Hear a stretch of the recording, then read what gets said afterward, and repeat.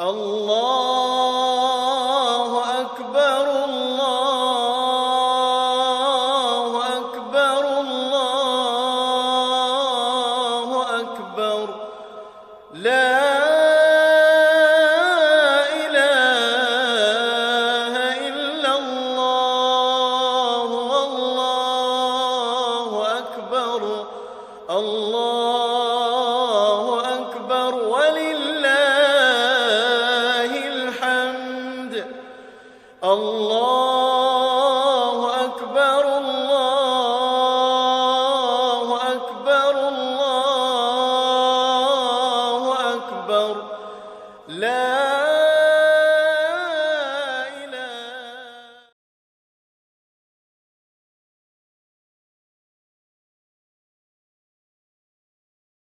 Assalamualaikum warahmatullahi wabarakatuh.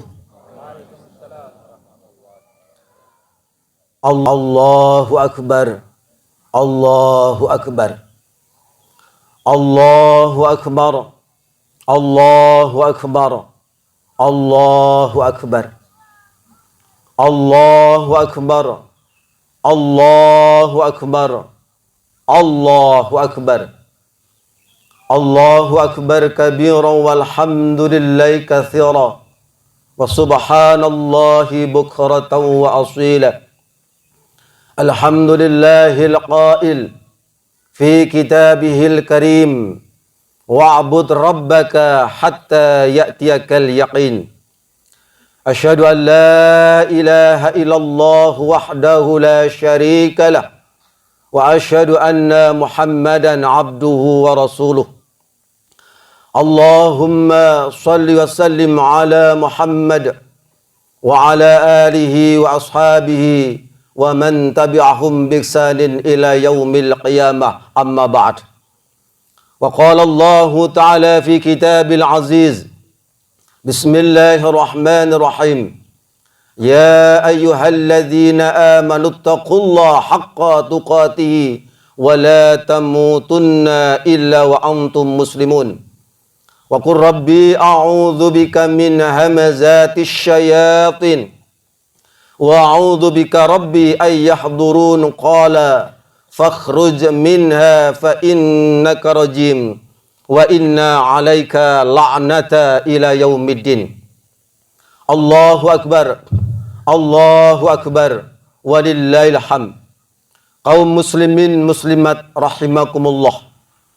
Ketika Allah menetapkan ciptaannya dalam bentuk matahari dan bulan untuk diperintah sujud, tunduk patuh kepada Allah, untuk mengagungkan kebesaran asma Allah, maka sang fajar telah nampak di permukaan sehingga akan membangkitkan semangat jiwa-jiwa fitrah di alam semesta ini.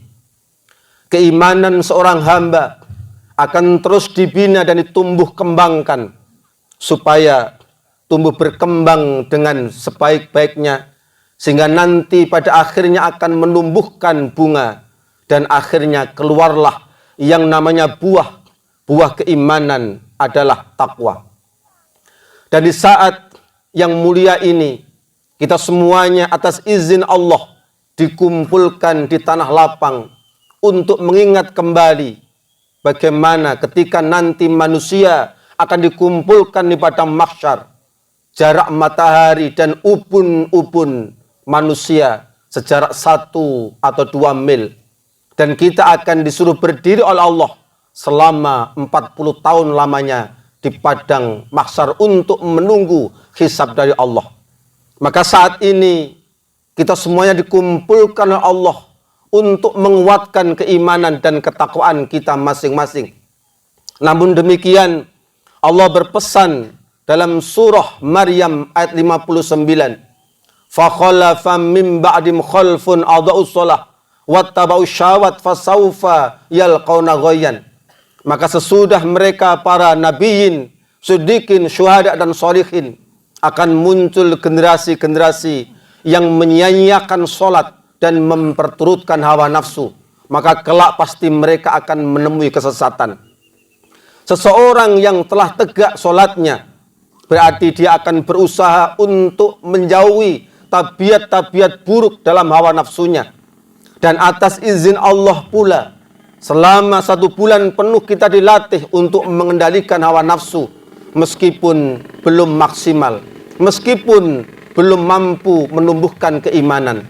Tapi kita sudah berusaha, maka keimanan kita jangan sampai dicampur adukkan.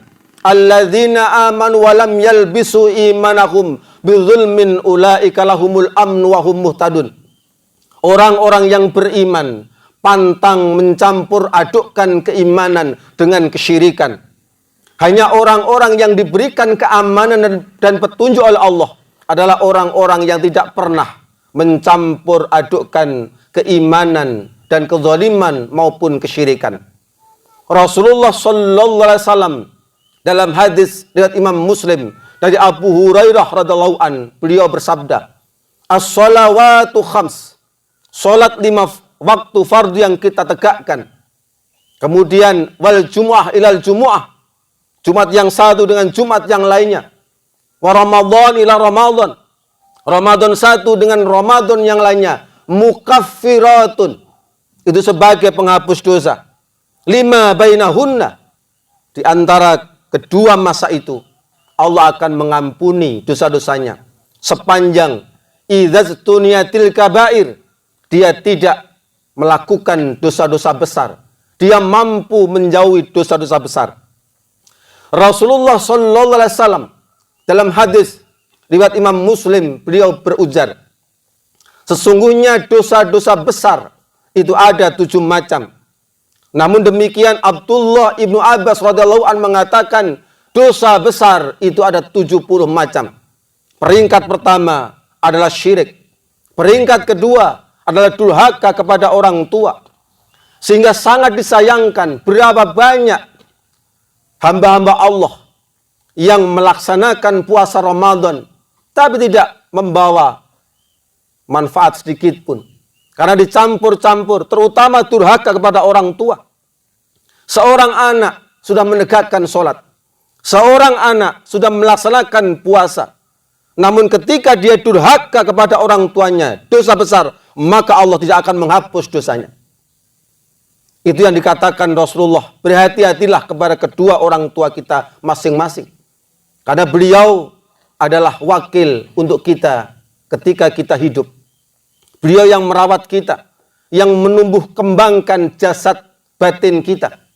Kenapa kemudian kita melakukan kedurhakaan kepada mereka? Apa gunanya kita sholat? Apa gunanya kita berpuasa? Tapi kepada kedua orang tua, kita sudah mengatakan perkataan-perkataan yang haram.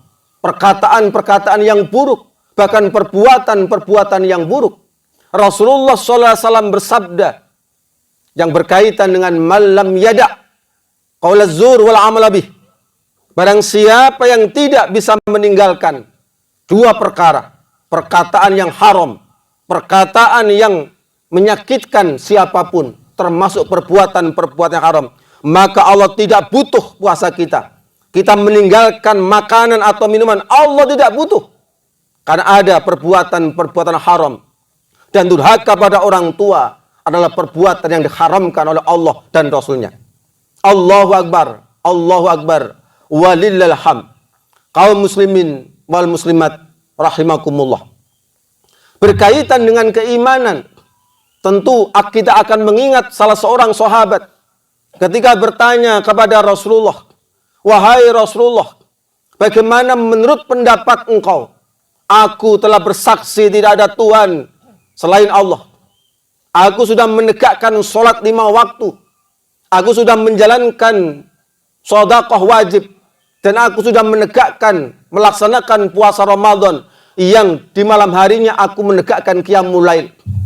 Maka aku bertanya kepada engkau, wahai Rasulullah, aku berada di lingkungan siapa?"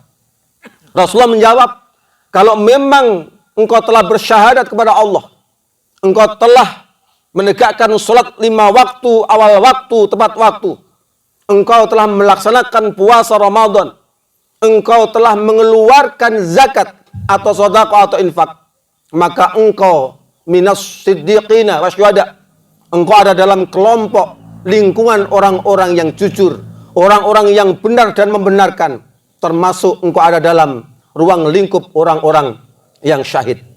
Kita tahu ketika ada seorang hamba membaca Rabbana innana amanna faghfir lana dzunubana wa qina adzabannar. Ya Rabb kami, sesungguhnya kami telah menyatakan keimanan kepada Engkau wahai Rabb. Maka maafkanlah kami, ampunilah kami wahai Allah, dan jauhkanlah kami dari siksa api neraka. Bukankah ketika kita sudah melaksanakan puasa Ramadan, kemudian di pertengahan atau di awal atau di akhir kita melakukan perbuatan-perbuatan yang haram, perkataan-perkataan yang haram, maka Allah pun dengan kasih sayangnya memberikan kesempatan, bersihkan perkataan, perbuatan yang haram dengan mengeluarkan zakat fitrah atau zakat mal. Zakat untuk pembersih, zakat untuk pensuci. Zakat akan menumbuhkan keimanan dan akan mengembangkan keimanan dalam diri kita. Karena barang siapa yang telah diberikan harta oleh Allah, kemudian dia tidak mau mengeluarkan zakat atau sedekah, maka Allah akan menjadikan hartanya, dalam hadis riwayat Bukhari Muslim, seperti seekor ular jantan yang bertanduk, yang bertaring tajam dan mencabik-cabik siapa saja yang tidak mau mengeluarkan zakat. Dan dia akan berkata, ular tadi, akulah hartamu, akulah harta simpananmu, maka rasakanlah adab. Fabashirhum bi'adzabin alim. Berikan kabar gembira kepada orang-orang yang diadab oleh Allah. Berikan kabar gembira kepada orang-orang kafir, bahwasanya mereka akan mendapatkan siksa yang pedih. Orang kafir tentu tidak akan melaksanakan zakat. Orang kafir tidak akan pernah melakukan yang namanya puasa. Jangan main-main dengan perintah Allah.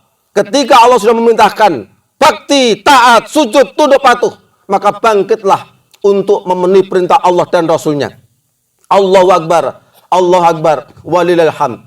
Kaum muslimin wal muslimat rahimakumullah. Tentu kita akan mengingat puasa tidak akan bisa tegak kalau sholat tidak ditegakkan. Tiang agama adalah sholat. Tiang agama bukan puasa tapi sholat. Ketika Allah berfirman dalam Al-Quran, فَخَلَفَ مِنْ بَعْدِهِمْ خَلْفٌ أَضَاعُوا الصَّلَاةَ وَاتَّبَعُوا الشَّهَوَاتِ. Maka sesudah para nabi, siddiqin, syuhada, sholihin, akan muncul generasi-generasi yang suka menyia-nyiakan sholat dan memperturutkan hawa nafsu. Maka kelak pasti mereka akan menemui kesesatan. Ghayyan, maknanya adalah sesat. Abdullah ibn Mas'ud radhiyallahu anhu mengatakan, ghayyan disebut juga dengan al-ghayy.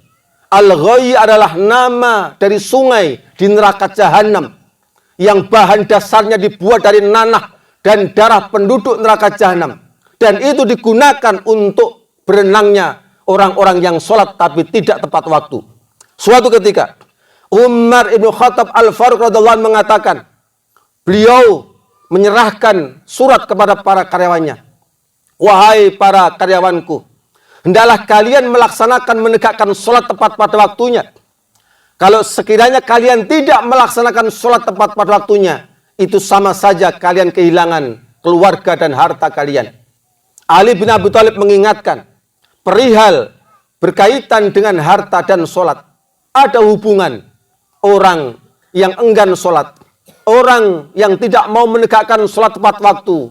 Maka para mufassirin mengatakan, penyebab utama adalah harta. Maka Ali bin Abi Thalib radhiyallahu anhu mengatakan, ketahuilah oleh kalian semuanya, dunia sedikit demi sedikit akan meninggalkan kita. Akhirat sedikit demi sedikit akan segera kita temui. Dunia adalah tempat beramal soleh, bukan tempatnya hisab. Tapi ketika nanti di akhirat tempatnya hisab dan sudah tidak ada amal soleh lagi, maka janganlah kalian menjadi anak-anak dunia, tapi jadilah kalian anak-anak akhirat. Karena anak-anak dunia yang dibanggakan adalah harta, dan anak-anak akhirat yang dibanggakan adalah agama. Dan tidak ada perkara yang lebih penting kecuali agama. Karena agama punya tiang. Tiang agama adalah sholat.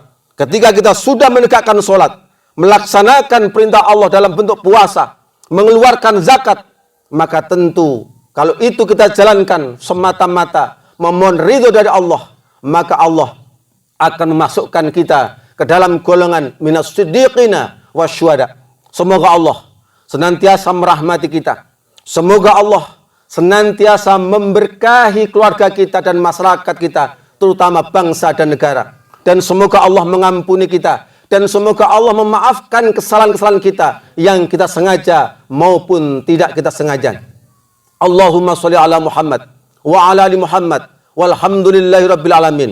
Allahumma ighfir lil muslimina wal muslimat wal mu'minina wal mu'minat al ahya'i minhum wal amwat innaka samiun qaribun mujibud da'wat wa yaqdiyal hajat. Rabbana zalamna anfusana wa illam taghfir lana wa tarhamna lanakunanna minal khasirin. Ya muqallibal qulub tsabbit qalbi ala dinik wa ala ta'atik.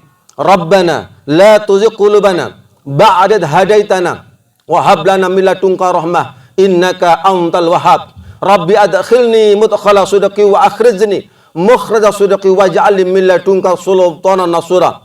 Rabbana atmim lana nurana waghfir lana. Allahumma innaka afun tuhibbul afa fa'fu anni. Allahumma inni nas'alukal huda wat tuqa wal afafa wal ghina. Rabbana atina fid dunya hasanah wa fil akhirati hasanah wa qina adzabannar. Subhana rabbika rabbil izzati amma yasifun wa salamun alal mursalin walhamdulillahi rabbil alamin. Akhirul kalam billahi taufiq wal hidayah wa ridha wal inayah. Assalamualaikum warahmatullahi wabarakatuh.